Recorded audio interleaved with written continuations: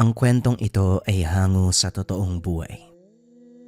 Mula ito sa isa nating kabayan na itago na lang natin sa pangalang Jerome.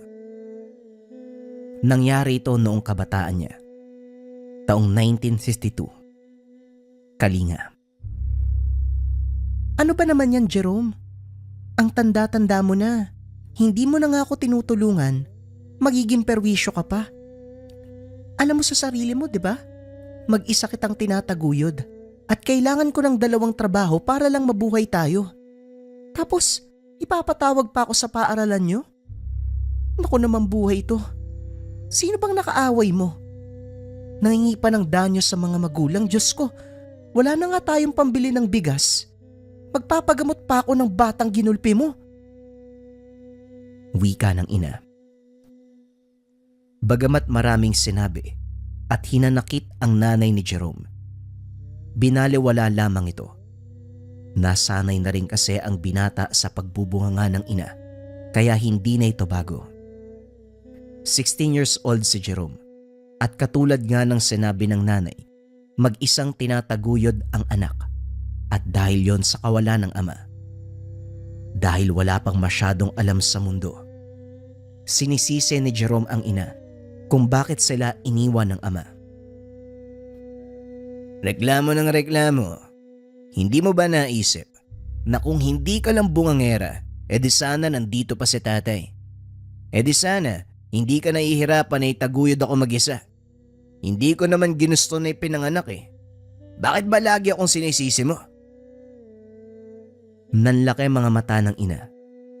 Bigla nitong sinampal ng napakalakas ang binata. Araw-araw mula pagkabata ko, parang akong sinisisi mo kung bakit ka iniwan ni tatay. Na dahil pumangit ang katawan mo sa panganganak sa akin. Hindi mo alam pero ugali mo ang dahilan kung bakit kanya iniwanan. Lumayas ka. Umalis ka, wala kang utang na loob.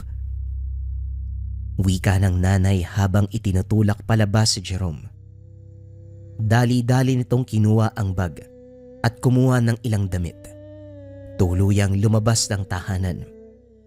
Habang ang ina, naiwang umiiyak sa loob. Habang naglalakad, nag-iisip si Jerome tungkol sa nangyari kanina sa tahanan.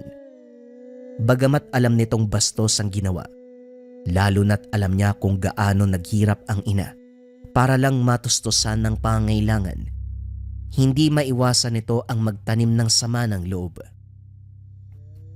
6 na taong gulang ang binata nang layasan sila ng ama. Nalaman nito na pinagpalit sila sa mas bata at mas magandang babae. Narinig ng batang Jerome ang sinabi ng ama kung bakit ito umalis. Sa paglipas ng panahon, kahit na mahal naman ng ina si Jerome, hindi maiwasang sumbatan ng bata.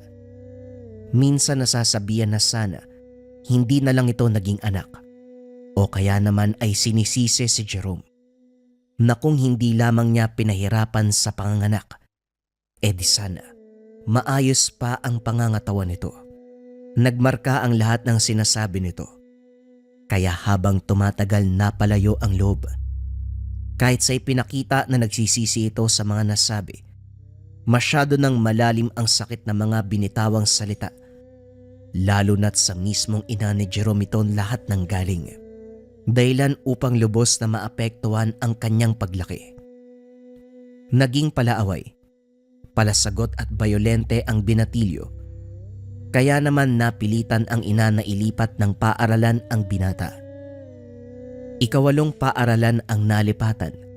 Kaya naman hindi na alam pa kung ano ang gagawin sa nag-iisang anak nito. Nang gabing lumaya si Jerome, naganap ito ng kaibigang matutuluyan pansamantala. Siniguradong walang nakakakilala upang hindi kagad matagpuan. Makalipas ang 1 linggo, nagulat na lamang na may kumatok sa tinutuluyan. Mga pulis. Inireport pala ng ina na nawawala ang binata. Nang makita, halong tuwa at pagtatampo ang naramdaman ng ina. Sa ayaw at sa gusto, umuwi na sila ng tahanan. Lubos na nagpasalamat ang ina sa mga pulis sa tumulong. Nang makalis ang otoridad, kagad kinausap ang anak. Paano mo nagawa sa akin to, anak? Gusto mo ba akong mamatay kakaalala sa'yo? Alam kong hindi naging maganda ang relasyon natin. Pero nag-iisa ka lang na anak ko. Nag-iisa na lang din ang nanay mo. Kaya kahit anong gawin natin, hindi na mababago yon. Kahit na pinasama mo ang loob ko, mahal pa rin kita, anak. Pinapasama ko ang loob mo. Hindi mo man lang naisip na ikaw ang gumawa nito sa akin. Dahil sa mga sinabi mo. Palagi akong sinisisi mo sa lahat ng bagay. Sana hinayaan mo na lang ako o pinatay mo na lang ako. Mas maayos pa yun kaysa nabubuhay ako ng ganito. Wika ni Jerome. Umakyat na ito sa kwarto. Hindi na malaya ni Jerome na nakatulog pala siya. Nagising na lamang sa iyak ng ina at tila may kausap sa telepono. Hindi ko na talaga alam ang gagawin sa kanya, tay. Sobra na yung pagsasakripisyo ko sa batang yun. Tapos, sasagutin niya lang ako ng ganun? Wika ng ina sa telepono. Ikaw naman kasi, Melda. Kung makapagsalita ka sa apo ko, akala mo hindi mo siya anak. Huwag kang magdahilan dyan ha. Naririnig kita. Alam ko yung mga sinasabi mo sa bata. Alam ko ang takbo ng bunganga mo. Alam naman natin ang paghihirap mo. Pero wag mo naman sanang ilabas ang galit mo sa mundo sa nag-iisa mong anak. Tandan-tanda ko nga kung paano mong tinulak at pagsalitaan niyang si Jerome nung 10 taong gulang pa lang pinapatahan ka lang naman ng bata. Niyakap ka pa tapos pinunasan yung luha mo. Ano ginawa mo? Tinulak mo Sinabi mong siya may kasalanan ng lahat. Sino ba namang hindi magtatanim ng sama ng loob? Matagal nang nangyari yun, tay. Hindi pa ba niya nakakalimutan? Ano ka ba? Ako nga hindi ko makalimutan Siya pa kaya? At isa pa, baka naman ganun pa rin ang pakikitungo mo sa kanya hanggang ngayon. Kaya siguro nawala sa landas yan. Kulang lang sa gabay, tandaan mo. Walang batang pinanganak na salbahe. Dahil yon sa lugar kung saan sila lumaki. Alam kong hindi ako perpektong ina. Pero gusto kong magbago, tayo. Ano bang pwede kong gawin? Alam ko na. Dito muna sa akin si Jerome. Dito mas matuturuan ko siya ng tamang asal. At baka kailangan niya lang ng sariwang hangin at bagong kapaligiran. Hindi ka na mag-aalala sa kalagayan niya dito. Lalo na kung nasa pangangalaga ko siya. At habang nandito si Jerome, ikaw naman, pagtuunan mo ng pansin ang sarili mo. Unawain mo yung mga ginagawa mo, pati na rin yung mga desisyon mo sa buhay. Baka sakaling magbago kayong dalawa, tandaan mo ha. Hindi lang ang anak mo ang may problema. Ikaw din. Nagpapasalamat ang ina sa pakikinig at pagbibigay ng payo ni Lolo Eman. Sumang-ayon ito sa rekomendasyon ng matanda. Nang mapansing pakyat ang ina, kagad nagtulog-tulugan si Jerome. Habang nakapatay ang ilaw at sa pag-aakalang tulog pa ang anak, pasimpleng nag-impake. Gustong-gusto niya talaga akong palisin, ano? Wika ng binata. Tuluyan na itong nakatulog. Kinabukasan, nakita ni Jerome na handa na ang mga bagahe. Hindi ito umimik. Umupo lamang ito sa mesa at nag-agahan. Hindi ka ba magtatanong kung saan ka pupunta? Alam ko na ang lahat. Hindi mo kailangan magpaliwanag. Habang nasa bus, inisip ng binata ang magiging buhay sa probinsya, lalo na't nasanay sa buhay na merong radyo, electric pan at iba pang modernong kagamitan ng panahon. Matapos ang isang araw na paglalakbay, nakarating na rin sa Kalinga. Sinalubong ito ng kanyang Lolo Eman, maigpit na niyakap. Kagad kinamusta at doon lamang niya naramdaman na merong nagpapahalaga sa kanya. Kahit matanda na si Lolo Eman, napakahaba at puti ng buhok at balbas. Kitang-kita ni Jerome, matipuno pa rin ang pangangatawan. Ito pa nga ang nagbuhat ng lahat ng bagay na siyang ikinahanga. Lolo Eman, ilang taon ka na po uli? Para kang 30 ang lakas mo. Ikaw talagang bata ka. 89 na ako.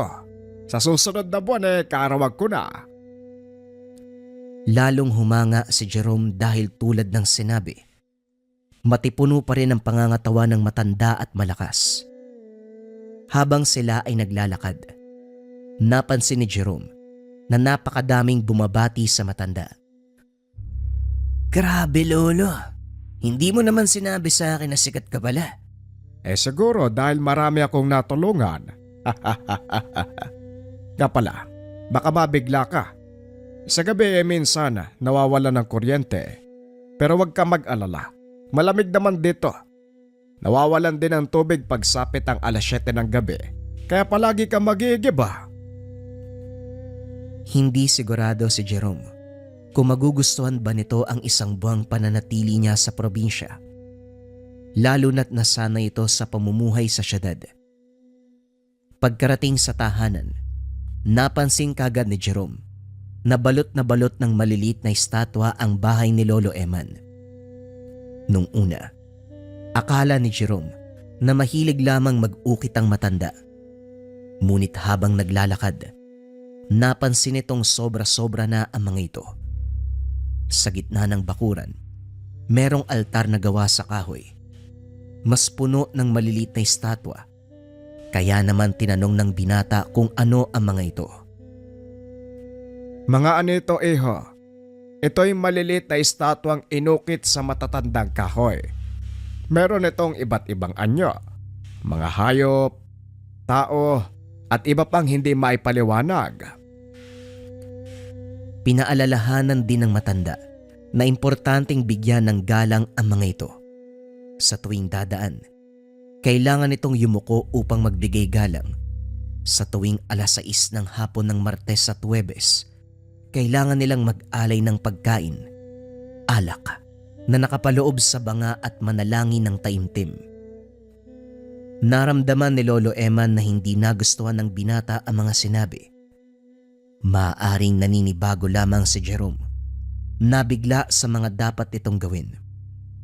Hinayaan na lamang niya ang binata, babantayan ng matanda hanggang sa masanay. Halatang halata kay Jerome na hindi ito sanay sa bagong pamumuhay. Kailangan itong gumising ng napakaaga upang kumilos, maganda ng agahan, maglinis ng bakuran, kausapin ang mga bumibisita sa lolo. Doon nalaman ni Jerome na isang kilalang mambunong pala si Lolo Eman. Nagbabasbas, nagbibigay proteksyon at kung ano pang seremonya ang ginagawa nito. Ilang beses nakakalimutan ni Jerome na yumuko pagdaan sa altar. Hindi rin maiwasan ng matandang pagalitan ng binatilyo dahil ayaw lamang niya itong mapahamak. Kalaunan, minabuti ng binata na wag dumaan sa may altar sa hindi malamang dahilan. Kakaiba ang nararamdaman nito sa lugar. May kakaibang enerhiyang bumabalot dito na habang tumatagal, mas napapansin niya. Isang araw na lang ang natitira bago bumalik sa syudad. Hindi inaasahan ni Jerome na tuluyan ng magagalit sa kanya ang lolo. Huwag mong lapitan ng mga yan kung wala kang respeto, iho. Hindi ka na yumuyoko sa pagdaan mo. Nais mo pang kunin ang isa sa mga estatwa. Sinasabi ko sa iyo, naging mahaba ang pasensya ko dahil nauunawaan ng mga espiritu ang damdamin mo. Pero lahat ay may hangganan. Babala ni Lolo Eman. Lumapit ito sa altar. Dala-dala ang banga at mga alay na pagkain. Hindi naiwasan ni Jerome na magalit ng sandaling iyon. Para sa kanya, ang mga estatwa ay mas pinapahalagahan, inaalagaan pa kumpara sa kanyang buhay. Ano bang meron sa mga kahoy na to at sobra-sobra niyo kong alagaan? Hindi nga sila gumagalaw o nakakapagsalita. Paano pa sila kakain at iinom? Hangal ka. Binalaan na kita na wag lalapit lalo na't wala kang pagrespeto sa kanila. Akin na yan. Talagang gusto mo sila na magalit sa'yo, ha? Sumama ang loob ng binata. Hindi nito inaasahan na magagawang magalit sa kanya ng lolo. Akala niya, nakatagpo na rin siya ng taong magpapahalaga sa kanya. Makahila ka naman lolo, mga kahoy lang yan. Tapos na ang panahon ng Maika, mga diwata at kung ano pa. Nasa modernong panahon na tayo, hindi na uso yan. Hindi mo alam ang sinasabi mo. Hindi natatapos ang paniniwala dahil lang sa lungsod. Akala nyo, mas matalino ang mga nasa syudad. Pero ang katotohanan, nagiging mangmang kayo dahil hindi nyo alam ang tunay na kapangyarihan ng kalikasan. Tandaan mo po, buhay ang mga anito at hindi mo sila dapat pinaglalaruan. Inayos ng matanda ang altar. Niyaya nito ang apo upang magapunan. Habang naglalakad papasok, hindi maiwasan ni Jerome na makaramdam na tila merong mga mata na nakatitig sa kanya. Lumingon ito muli. Nanlaki ang mga mata nang makita niyang umiikot ang ulo ng mga ito. Ngunit pagpikit niya muli, bumalik lahat sa ayos. Iho, sana maintindihan mo ko. Ginagalang ko naman ang mga hilig mo. Sana, galangin mo ang paniniwala ko. Saksi ka sa mga nananampalataya. Kada umaga binabati at inaasikaso mo sila. O siya, kumain na tayo.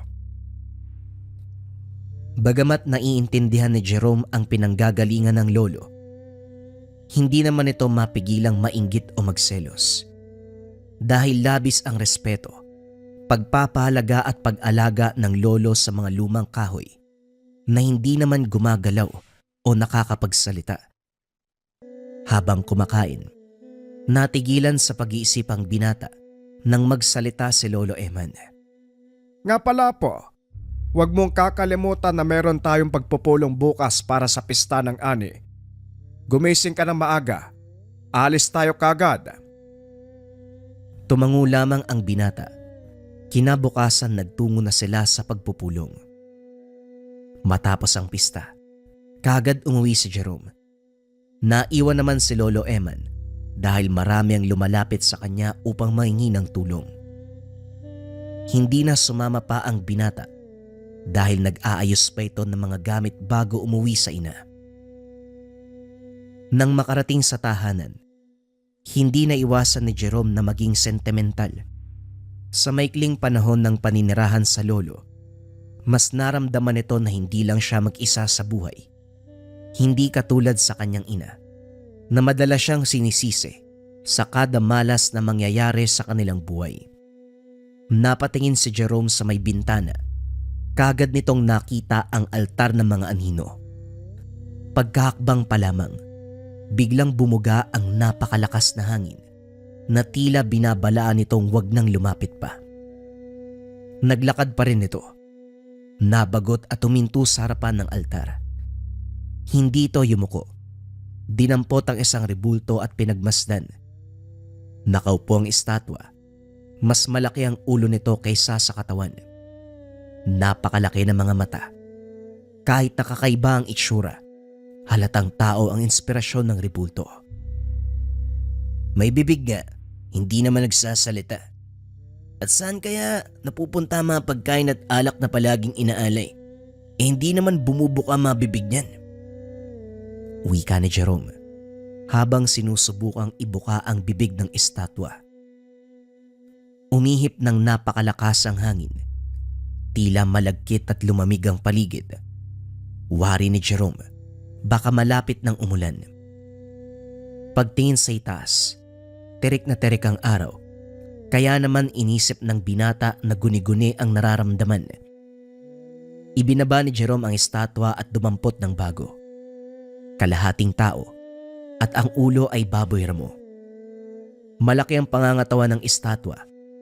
Nakasimangot ang reaksyon habang nakalabas ang dalawang matalas na pangil. Hinawakan ng binata ang pangil at nasugatan. Nagalit ang binata dahil kahit maliit, Kakaiba ang sakit na nararamdaman. Kinuha nito ang palamuting nakasabit sa baboy ramo. Pinaglaruan at tila biniro-biro pa.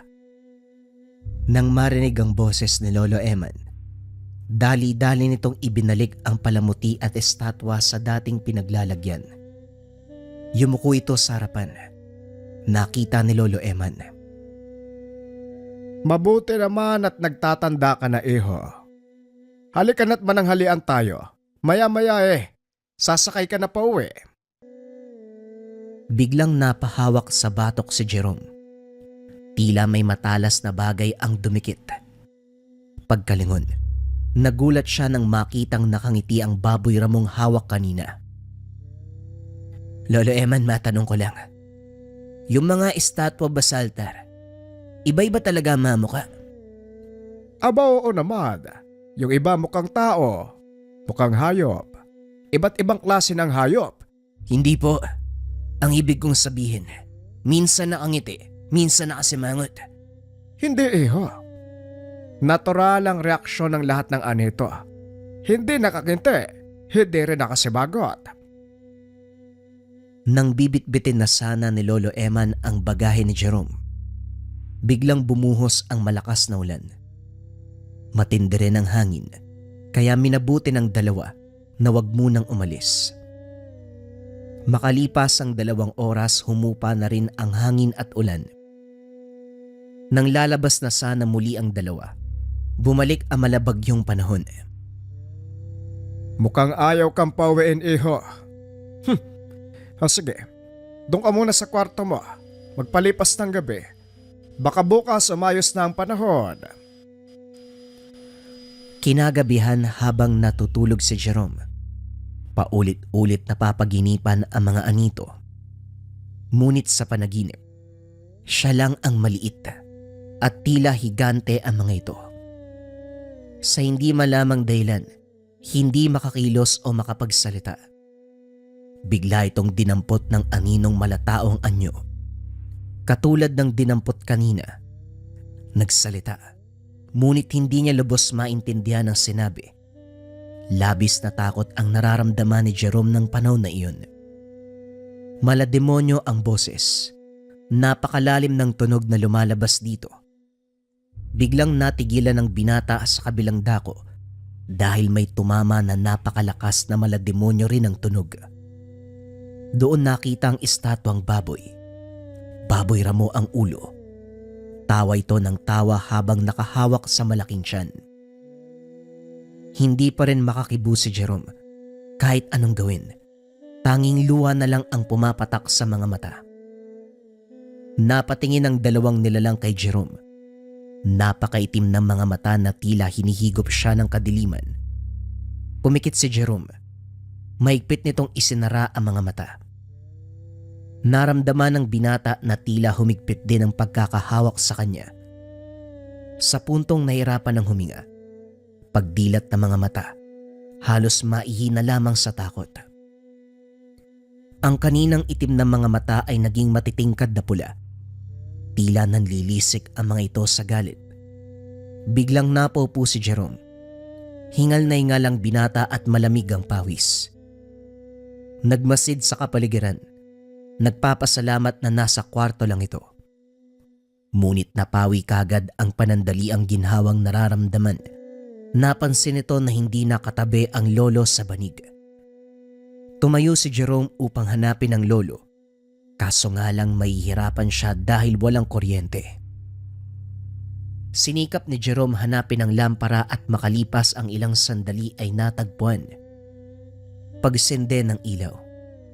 Doon nakita ng binata na tadtad ito ng hiwa sa kamay. Hindi niya masyadong binigyan ng pansin. Mas mahalagang mahanap niya si Lolo Eman. Makalipas ang ilang sandali, nakita nitong tila nagsisiga si Lolo Eman sa bakuran. Bago pa makalapit ang binata, muntik nitong malaglag ang lamparang bitbit. Sabay-sabay na umikot ang ulo ng anito sa kanyang direksyon. Lahat ng estatwa ay nakasimangot ang muka. Galit na galit. Kahit saan pumunta ang binata, sinusundan ito ng mga tingin. Nakaluhod na lamang si Manong Eman. Taimtim itong nagdarasal. Sa harapan nito ay merong pulang itlog, bayabas, sinabawang ugat at usok na galing sa dahon ng sambong. Sa hindi may paliwanag na dahilan, tila hindi makalapit sa altar o sa lolo itong si Jerome. Bukod sa sumusunod ang mga ulo ng anito sa binata, tila may hindi makitang harang ang humihiwalay sa kanya. Lumakas ang boses ni Lolo Eman habang patuloy na nagsasalita. Doon natuklasan ng binata na hindi lingwahe ng tao ang sinasabi. Umikot sa bakuran si Jerome upang sana'y mapansin ng lolo. Ngunit bagyang natakot ang binata nang makita nitong puting-puti ang mga mata ng matanda na tila ba sinasapian. Nagdurugo na rin ang ilong ng matanda, kaso nga lang hindi pa rin tumitigil. Labis na nag-alala si Jerome sa kalagayan ng lolo, kaso nga lang hindi ito makalapit. Habang walang magawa ang binata, sabay-sabay bumuka ang bunganga ng mga estatwa. Tila inaasar ito sa mga sinasabi. Hindi naman sila nakakakain o nakakapagsalita. Ang kaninang galit na reaksyon, napalitan ng masamang pagtawa. Napaluhod na lamang si Jerome sa takot na nararamdaman. Rinig na rinig nito ang malademonyong halakhak ng mga estatwa. Paulit-ulit itong nanghingi ng paumanhin habang nakatakip ang mga tenga. Hindi na namalaya ni Jerome na halos 1 oras sa pala ang lumipas. Tila nanginig sa takot ang binata nang hawakan ito ng napakalamig na kamay. Iho, wala ka bang balak tumayo dyan? Kagad itong niyakap ng binata. Nagpapasalamat na ayos lang ito. Lolo Eman, ano pong nangyari? Ano pong ginawa niyo? Bakit nagkagano ng mga anito? Ikaw ang dapat magsalita. Kamuntikan ka na nilang kunin. Ano bang ginawa mo, iho? Naluha na lamang si Jerome nang ikwento nito ang naranasan at lahat ng salubin. Lubos at tunay ang paghingi ng tawad ng binatilyo. Nagpapasalamat ito na naging mabuti sila sa kanya kahit na naging ganon ang pag-uugali. Nagpa siya ang maglolo na manirahan muna ng 1 buwan uli si Jerome sa probinsya. Napatawad na si Jerome ng mga espiritu. Tinulungan siya ni Lolo Eman sa mga gawain. Nag-ukit pa ang mga ito ng bago mga anito. Madalas na nitong sinasamahan ng matanda sa pagdarasal. Hindi dahil sa takot, kundi dahil sa tunay na paggalang sa kultura at espiritong inaalagaan ng lolo. Dumating na rin ang kaarawan ni Lolo Eman. Halos lahat ng residente, imbitado, nagdala ng putahe. Kaya naman lahat ay busog, masaya at kontento. Sa bakuran napatingin muli si Jerome. Nakita niya naman ang mga anito. Nakangiti, ngunit hindi masama ang itsura. Doon nakasiguro ang binata na tuluyan siyang napatawad ng mga ito at tuluyan ng gumaan ang pakiramdam niya. Makalipas ang 1 pang buwan, bumalik muli sa syudad si Jerome. Tila ibang tao na ito. Ang dating palaging nakasimangot, napalitan ng mainit na pagngiti at mabuting aura. Napatawad na rin ng ina at mula noon, naging matiwasay ang kanilang pamumuhay. Nakapagtapos ng kolehiyo si Jerome. Nagkaroon ng magandang trabaho. Kalaunan nakabuo ng sariling pamilya. Hindi nito tinularan ang ama. Sinamahan nito ang asawa sa hirap at ginhawa na siyang ikinatuwa ng ina. Dahil sa katandaan, yumaon na rin ang nanay ni Jerome. Ganun pa man, masaya ang mag-ina dahil naging matiwasay ang kanilang pagsasama, natuto sa mga pagkakamali. Pakiusap ni Jerome sa mga nakikinig ng kwento. Matutong magbigay ng respeto. Respeto sa tao. Respeto sa kalikasan. At higit sa lahat, respeto sa paniniwala ng bawat tao. Bagong kwento pa rin ang kasunod mga kabayan. Ito ay tungkol sa aswang na tigbaliw. Simulan na ang storya. Ang kwentong ito ay hango sa totoong buhay. Mula ito sa isa nating kabayan. Naitago na lang natin sa pangalang Samuel. Taong 2011, probinsya ng Leyte. Halos mawala ng pag-asa si Samuel nang makita sa labas ang kaanak ng tiyuhin. Sa katunayan, galing Maynila ang mga ito at mahahalatang maarte ang datingan. Masyadong maputik ang lugar dahil kakatapos lamang ng ulan, pero ito sila. Nakaporma. Maingay na kagad. Nakakarindi sa pandinig. Kagaya ng inasahan, tinawag siya ng tiyahin para sunduin ang mga ito. Samuel, magdala ka nga ng iilang bulos ng kawayan para maging tulay nila sa pagtawid. Alalayan mo na rin para hindi mahulog sa putika, nakakaya. Bisita pa naman natin sila. Wika ni Tia Monica. Tia, may mga paa naman sila. Hindi rin naman inutil, walang diferensya. Sila na lang kamon tumawid papunta dito. Ilang lakad lang naman yan eh. Alam na, probinsya to, ganyan pa talaga ang pormahan. Samuel, hayaan mo na lang. Sige na. Pagbigyan mo na sila. Alang-alang sa Tio Hector mo. Walang nagawa si Samuel kundi sundin ang utos ng tiyahin. Sa halip na kawayan, hagdan ang ginamit para gawing tulay ng mga ito. Isa-isang inalalayan ng binata ang bawat bisita.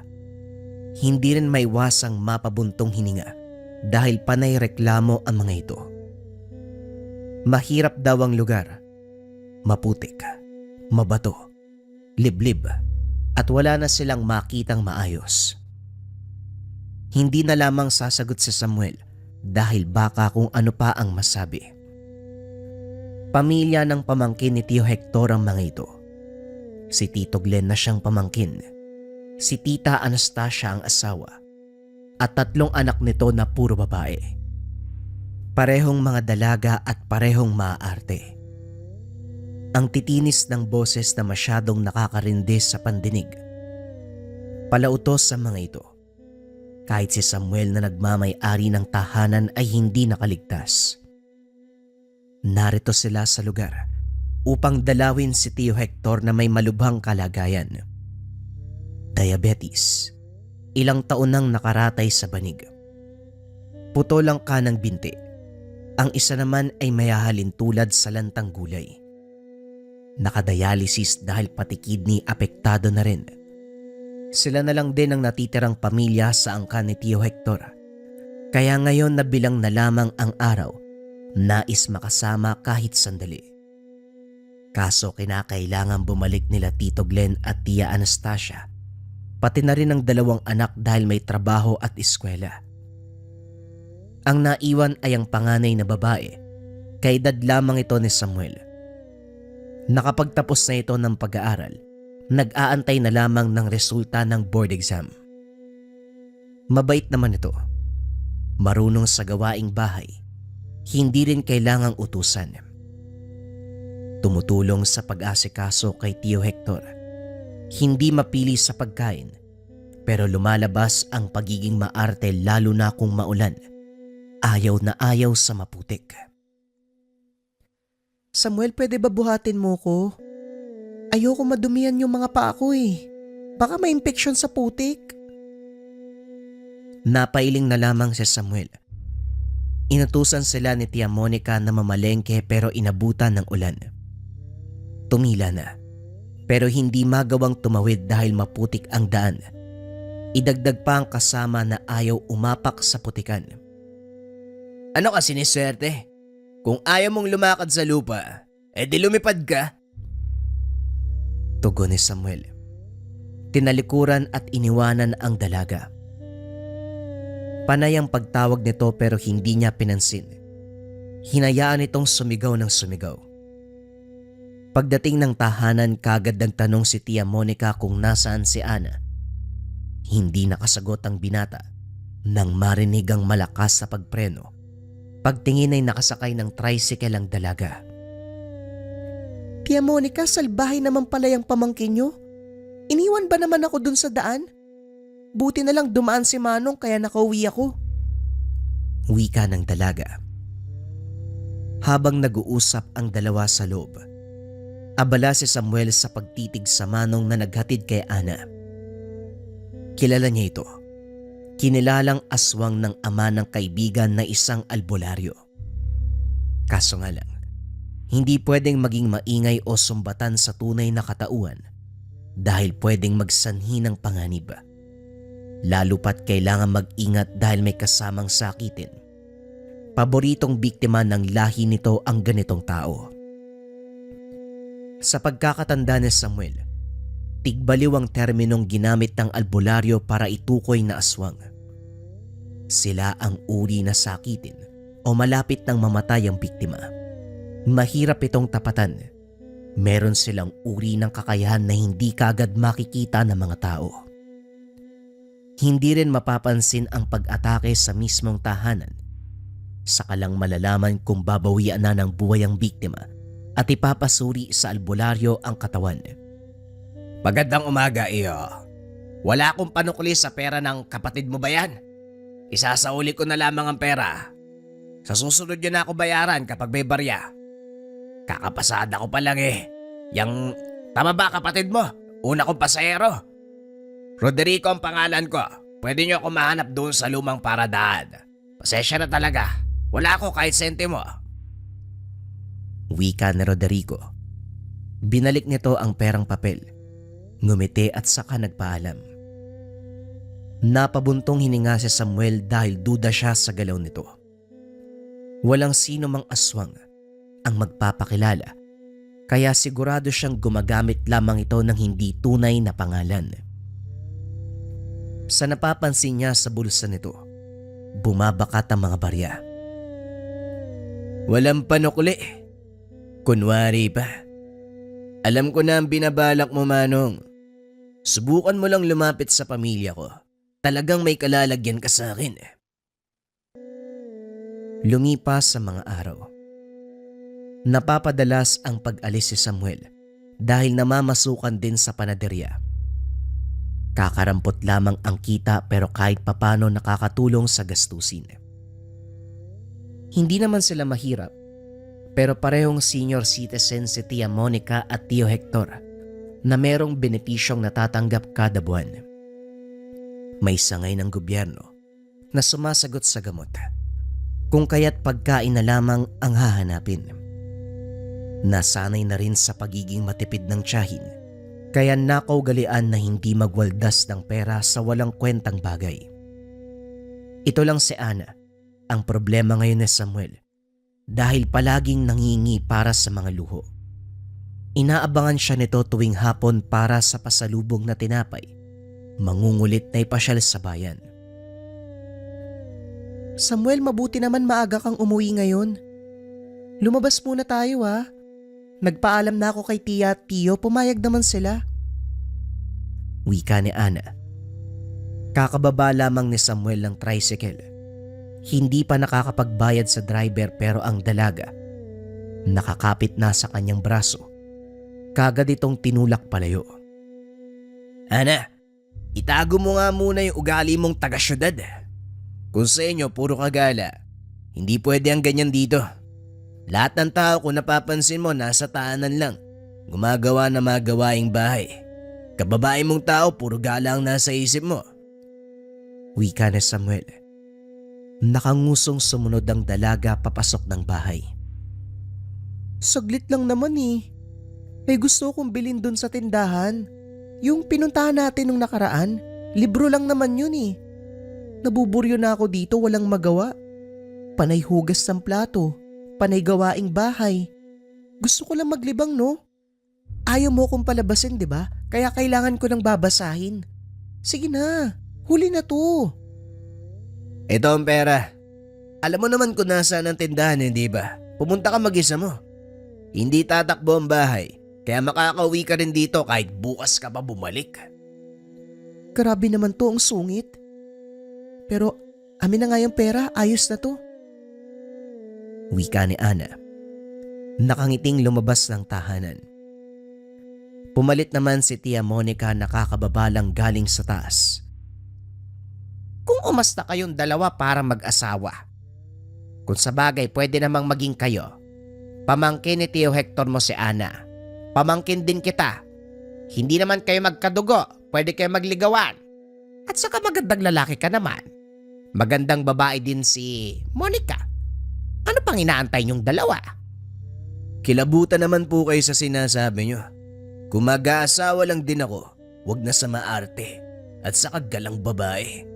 Kung umasta si Ana parang bata. Kung tutusin 25 na yan eh. Ganyan talaga kapag tubong syudad at mula sa mayamang pamilya. Iba ang nakagis ng buhay kumpara dito sa atin. Pero seryoso, kayo na lang kasi. Napabuntong hininga si Samuel. Natawa sa sinabi ng tiyahin. Bumalik na rin sa taas matapos makakuha ng tubig para pampuna sa katawan ng tiyuhin. Siya naman, dumiretso sa kusina para makapaghanda ng hapunan. Lumipas ang oras. Natapos sa gawain si Samuel. Lumabas siya. Nakatayo sa bukana ng bakod. Nasa kalsada ang tingin. Kanina pa umalis si Ana pero hanggang ngayon hindi pa nakakabalik. Nagtanong ang binata sa tiyahin pero maging ito ay walang ideya. Nautusan na ring puntahan at baka naligaw. Papara na sana ng masasakyan nang masipatang paparating na tricycle sa kabilang daan. Nasundan nito ng tingin hanggang suminto sa harapan. Bumungad ang muka ni Roderico. Malapad ang ngiti. Bumaba din si Ana na maraming bitbit. Lahat ng ito ay binigay sa kanya. Nakipag-usap pa ito sa lalaki habang nagbibilang ng barya. Pagkatapos, inantay pa nitong makapasok sila ng bahay bago umalis. Nasundan ng tingin ni Samuel. Kagad ding napatanong si Ana. May problema ka ba kay Manong Roderico? Kung makatingin ka parang ang sama niyang tao ah. Teka, may iniisip ka tungkol sa amin ano Samuel ah? Sa ganda kong to, hindi ako papatol sa may edad na.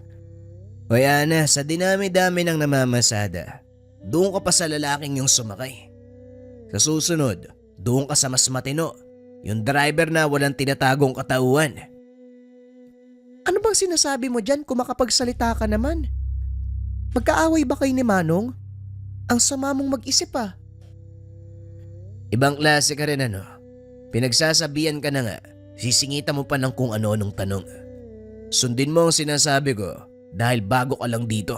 Mamaya mapahamak ka eh. Umirap ang dalaga. Naglakad papalayo sa kanya. Inatupag ang pinamiling libro. Ibinalik ni Samuel ang tingin sa labas. Napatitig sa tricycle ni Roderico na nakaparada sa hindi kalayuan. Ilang sandali pa nakita niya ito. Kumaway pa sa kanya habang nakangiti. Sa pagmamasid, kahit nasa malayuan hindi may kakaila ang kakaibang dating. Kung titignan, para siyang may kaunting problema sa pag-iisip dahil sa palaging pagngiti, bigla ang pagkaway at pananalita. Magalaw din ang ulo nito at bigla-biglang babahing. Bukod dito, questionable din ang itsura dahil hindi masyadong kita ang guhit sa pagitan ng ilong at bibig. Sa natatandaan niya, binanggit din ng albularyo, isa ito sa palatandaan na hindi ordinaryong tao ang karap. Pwedeng aswang, pwedeng engkanto o maligno. Kikilos ito na parang normal na tao para makipagsabayan sa takbo ng buhay. Pero isa rin ito sa paraan para mapalapit sa biktima. Malalaman kung may balak kapag masyadong palakaibigan at madalas ang paglapit. Darating pa sa hindi inaasahang pagkakataon. Napahugot ng hininga si Samuel Sinusundan pa rin ng tingin si Roderico. Sa puntong ito pinaandar ang tricycle at umalis. Sa mismong harapan ng bahay dumaan. Nang tumapat ay tumingin sa kanya. Ngumiti at kumaway. Samuel, kanina ka pa dito sa labas. May inaantay ka ba? Nabaling ang pansin ng binata sa paglapit ng tiyahin. May nakita lang po ako na hindi dapat mapadpad sa lugar na to. Delikado po kasi, lalo na sa kalagayan ni Tio Hector. Hindi na kailangan pang ipaliwanag sa detalyong pamamaraan. Kagad naintindihan ni Tia Monica ang ibig sabihin ng binata. Napansin ko rin siya nung nakaraan. Hindi naman yung taga rito, hindi ba? Nalaman niya siguro yung tungkol sa tsuhin mo. Wala po akong ideya eh. Pero kung dumaldalang pamangkin ni Tio, posible po yan. Si Ana? Bakit? Magkakilala ba sila ng taong yon? 2 beses na po siyang sumakay sa tricycle ni Roderico. Mukhang malapit nga sila sa isa't isa eh.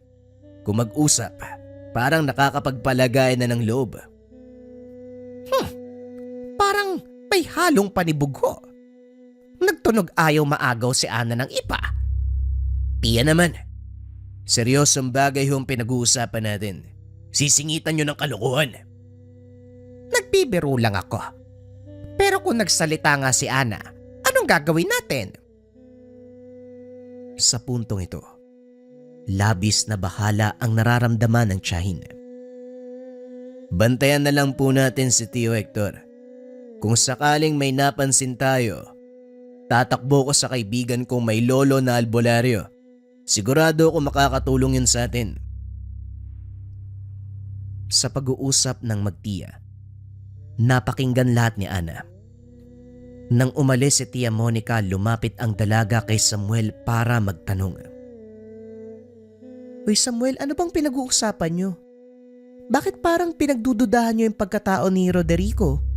Mabait naman siyang tao ah. Hoy, pwede ba wag mong ipaglaban ng taong hindi mo naman kilala? Hindi lahat ng tao na mabait. Ganon talaga ang buong pagkatao. Ana, matanda ka na. Hindi ko na kailangang ipaliwanag ang mga bagay-bagay sa'yo. Paganahin mo ang utak mo para hindi ka puro tanong. Kumbaga matuto kang umunawa sa galaw ng paligid. Ang sungit mo naman. Kaya nga ako nagtatanong kasi wala akong alam eh. Kung ganyan ang sagot mo, sa tingin mo ba magkakaintindihan tayo? Lalo mo lang akong pinag-iisip eh. Naubos na ang pasensya ni Samuel, kaya't sinabi na ang totoo tungkol kay Roderico. Halata sa reaksyon ng dalaga ang pagkagulat. Napakapit pa sa kanya nang linawin ang pagkakasabi ng aswang. Maigpit din itong pinagsabihan na wag nang lumapit o makipag-usap sa matanda. Kaso nga lang, si Roderico ang palaging dumaraan sa tahanan. Kung makikita si Ana, kagad siyang tinatawag. Matataranta ang dalaga, kakaripas papasok. Sinita naman ito ni Samuel. Sa ginagawa mo, mahalata niya na may alam tayo tungkol sa kanya. Umayos ka. Maging casual ka lang. Sabi mo kasi aswang eh. Ano gagawin ko? Pero, paano ba kikilos kapag tinawag ka ng Hinay-hinay sa pananalita mo. Matalas ang pandinig niyan. Sinilip ni Samuel ang labas. Nakaparada ang tricycle ni Roderico sa harapan ng tahanan. Sumisilip pa ito. Mabuti na lang sarado ang bukana ng bakod. Ilang sandali pa dumating si Tia Monica. Galing ito sa pamamalengke. Pinakitunguan ng mabuti ang matanda. Kinausap sandali na parang wala lang. Pagkatapos ay umalis na rin.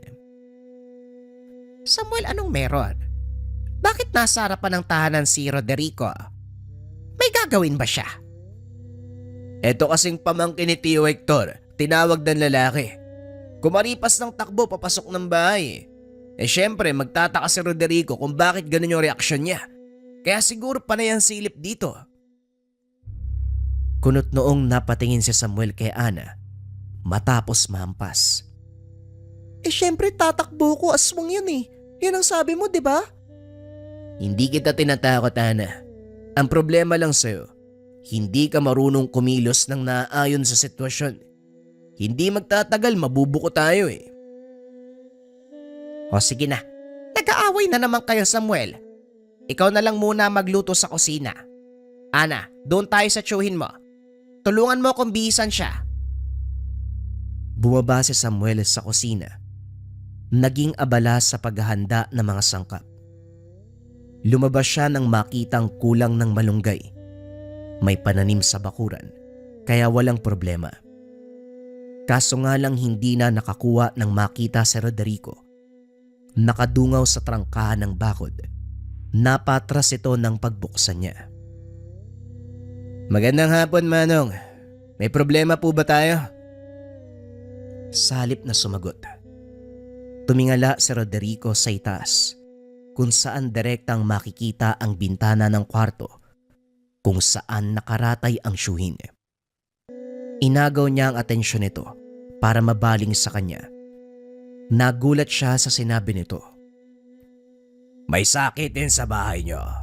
Isang lalaki. Mag-iingat kayo kasi may babalik dito para biktimahin ng lalaki. Ikaw ang maaasahan sa pamilyang to, iyo. Kaya sana bantayan mong maigi ang mga tao. Labas-masok o yung dumaraan lang. Malay natin, isa sa mga ito ang dadali sa pasyente. Kagad kwinelyohan ni Samuel si Roderico. O baka naman ang gusto mong sabihin, ikaw mismo ang dadali sa chewing ko. Tama? Ano? Sumagot ka! May bala ka, ano? Nabitawan ni Samuel ang lalaki nang tapikin nito ang kamay niya. Dumistansya. Nagbago ang reaksyon ng muka. Sumulyap muli sa itaas. Pagkatapos ay bumaling na sa kanya. Masyadong mainit ang ulo mo, bata. Pero siguro tama ka. Malay natin, may balak ako sa kanya. Hindi na nakapagpigil si Samuel. Sunod-sunod na suntok ang binigay kay Roderico. Kung hindi lang pinagtinginan ng mga dumaraan, hindi to titigil. Sumigaw na rin si Ana nang makita ang pangyayari. Dali-daling bumaba si Tia Monica para umawat. Sa kabilang banda, tumawa lamang si Roderico pagkatapos ay umiiling na lumayo. Sa nangyari, hindi maiwasang kabahan ni Samuel. Nang mahimasmasan pinuntahan ng kaibigan, nakiusap sa lolo nitong albularyo, nangingi ng tulong. Madaling kausap si Lolo Guido, lalo pat tungkol sa aswang. Ito ang pinakapaboritong parte ng matanda bilang albularyo. Sumama pagbalik ng tahanan para masuri ang tiyuhin. Tahimik na naghihintay sa paglabas ng albularyo. Hindi mapakali ang binata. Panay ang silip sa labas. Sinisiguradong walang kahit na sinong umaaligid, lalo na si Roderico. Si Tia Monica naman, nakaabang sa pintuan ng kwarto. Katabi nito si Ana, na hindi rin maitago ang pag-aalala. Bumaba si Samuel nang makita ang kaibigan, si Leo. Kakapasok lang nito ng bakod pero natigilan. May tinitignan sa partikular na lugar. May problema ba, Leo? May nakalimutan ka ba? Wala naman. Pero may napansin ako sa ihip ng hangin. Mainit sa bahaging ito. Hangin na para bang iba ang dala. Hindi ako sigurado, pero itatanong natin kay Lolo. Hindi ba tapos ang pagsusuri? Hindi pa, nasa kwarto pa sila eh. Pumasok ka nga muna. Ang dami mong dalang mangga. Namunga ba yan malapit sa inyo? Ay, oo nga pala. Nakita ko si Roderico nung isang araw eh. Sandali, sino siya? Kaano-ano mo? Natigilan si Leo nang masepat si Ana. Pamangkin ni Tio Hector. Naiwan dito nung bumisita ang buong pamilya. Siya ang nautusang tumulong sa pag-aalaga kay Tio. Bakit mo naitanong? Pare, magkausap sila ni Roderico eh. Alam mo naman ang taong yun, di ba? Aswang yun. Oo, wag ka mag-alala. Alam niya na ang tungkol sa lalaking yun. Pinagsabihan na rin namin. Umiiwas na yan siya. Nag-iingat na rin. Naudlot ang pag-uusap nang lumabas ang albularyo. Gumaan ang pakiramdam ng lahat ng sabihin nito na walang kapit ng sumpa o panganib ng elementong mula sa kaliwa. Karamdaman lamang nito ang iniinda.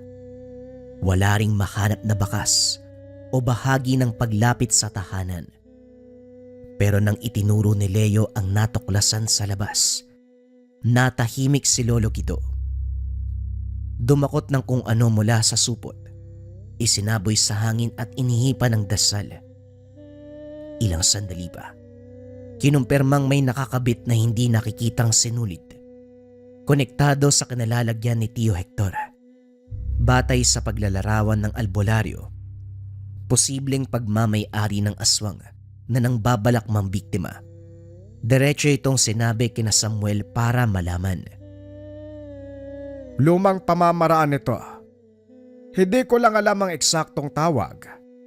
Pero ang lolo ko na isang albularyo, madalas nakukuha ang ganitong sinulid sa mga pasyenteng nagpapagamot. Magiging senyalis ito para sa nilalang. Kapag nagiba na ang kulay, ibig sabihin malapit nang mamatay ang biktima. Ito na ang oras para umatake sila. Iwanan ko na lamang ng pangontra ang buong bahay para hindi makapasok. Doon sa kwarto ni Hector, naglagay na ako. Ako na rin mismo maglalagay sa buong bahay pala para siguradong mailalagay sa tamang anggulo. Tumatango si Samuel at Tia Monica. Lihim din napapadasal. Humingi ng dagdag proteksyon sa nakakataas. Nang mga sumunod na araw napapadalas ang pagdaan ni Roderico, kinutuban si Samuel dahil bukod dito may isa pang binatang lalaki na pasulyap-sulyap sa bahay. Hindi niya kilala, hindi rin mapangalanan ni Tia Monica. Imposibleng aksidente ang pagtingin sa tahanan dahil hindi lang simpleng sulyap. Ang tingin na ito ay parang may nalalaman. Upang mabantay ang maigi, pansamantalang tumigil sa pagtatrabaho si Samuel. Isang hapon habang abala sa pagdidilig ng mga halaman si Ana, napansin ni Samuel ang pagtigil nito. Nakatingin sa unahan ng dalaga, nabitawan ang tabo sa panginginig. Dali-dali itong nilapitan. Tumingin na rin sa bahaging iyon at hindi makapaniwala sa nakita. Ang binatang pabalik-balik ng daan nitong mga nakaraang araw, malademonyong nakangiti sa kanila ngayon. Hindi nagtagal, nawala bigla sa paningin. Pagbaling sa kabilang direksyon, naroon na ito. Sa susunod na sandali, sa ibang lugar naman nakatayo, sobrang bilis ng kilos na hindi na malayan kung paano nangyari. Kinilabutan sila habang nanonood. Dali-dali na ring pumasok nang mapansing nasa harapan ng bakod. Napahugot ng itak si Samuel nang wala sa oras. Panay ang pagsilip sa bintana. Naroon pa rin ang lalaki pero nang mapansing marami nang dumaraan, dahan-dahan na itong lumayo. Samuel, yun ba yung aswang? Totoo nga siguro yung kasabihan. Kapag nasa probinsya talaga may aswang, natatakot na ako. Gusto ko nang umuwi sa amin. Kung gusto mong umuwi, sige, magimpa. Nanlaki ang mga mata ni Samuel nang makita ang mukha ng lalaki sa bintana. Kung tutuusin, napaka-imposible dahil nasa ikalawang palapag sila ng tahanan. Ngumiti ito, pero kikilos pa lang sana si Samuel ay nawala bigla. Pagkadungaw, nasa baba na ito at nakatingala sa kanya. Hindi na kaya pang pigilan ng binata ang galit. Nagmamadaling lumabas. Nasa malayo na ang lalaki pero pinilit habulin hanggang sa dumating si Roderico. Nagpresenta itong tumulong. Papasakayin sana si Samuel pero humindi ang binata. Dito nailabas ang galit. Tinaga ang bahagi ng tricycle. Magtulong ka mo. Baka magkasabot pa nga kayo eh. Halika, uunahin na kitang patayin. Mabuti na lamang pinaandar kagad ni Roderico ang tricycle bago tumama ang itak sa likod niya. Kagad ding umayo si Samuel nang may dumaang tao. Pagbalik ng tahanan, kunot noong tumitig kay Tio Hector. Ibang-iba na ito kumpara dati. Wala nang sigla ang mga mata. Nakatingin na lamang sa iisang direksyon na para bang nakatitig sa kawalan. Kahit anong pagtawag, kahit anong kalabit ay walang sagot. Anali ka nga. Nung lumabas ako, wala ba nakapasok dito? Wala naman, may problema ba? Tignan mo si Tio Hector. Parang may mali sa kanya, silipin mo. Sinuri ni Ana ang chewin. Kahit ito man ay hindi sigurado kung ang chewin pa ba ito. Natatarantang tumakbo sa tahanan ng kaibigan si Samuel upang ibalita ang kaganapan. Sinuri ng albularyo ang katawan. Nakaupo ito sa tabi ng pasyente. Inihipan ng orasyon bago dinama ang pulso. Ilang sandali pa ang dumaan. Biglang napatayo sabay salita. Hindi ito katawan ng tao, Leia. Bilisan mo, akin na ang gamit. Naalerto ang lahat. Hindi makapaniwala nang matapos ang ginawang ritual. Bumungad ang puno ng saging mula sa katawan ng chewin kanina. Ngayon katawan na lamang ng puno. Nangihinang natumba si Tia Monica. Kaagad namang sinalo ni Ana. Lumapit na rin si Lolo Guido para tulungan itong bumalik sa ulirat. Si Samuel sa kabilang banda ay dali-daling bumunot ng patalim. Kahit gabi na ay lumabas pa rin. Ang kaibigang si Leo ay sumunod. Dumiretso si Samuel sa lumang paradahan ng sasakyan kung saan sinabi ni Roderico na doon siya makikita. Kaso nga lang pagdating doon, nakatambak na sirang parte ng mga sasakyan lamang ang naabutan. Hindi rin alam kung saan ito nakatira. Subalit sa kabilang banda, biglang lumitaw ang lalaki. Kagad sinugod, pero hindi matamaan dahil sa mabilis na kilos. Hayop ka! Demonyo! Biniktima mo ang chewing ko! Wika na Samuel. Pigil-pigil ni Leo dahil nais makapatay. Nagkakamali ka, iho. Oo, may lahi ako. Pero hindi ibig sabihin nun wala akong puso. Sa kabila ng aking katauhan, pinili ko mamuhay ng normal kagaya nyo. Siguro nagtataka ka kung bakit ako nandito. Nakaugalian ko magtungo sa lugar kung saan may bakas ng pagbabalak na makalahi ko.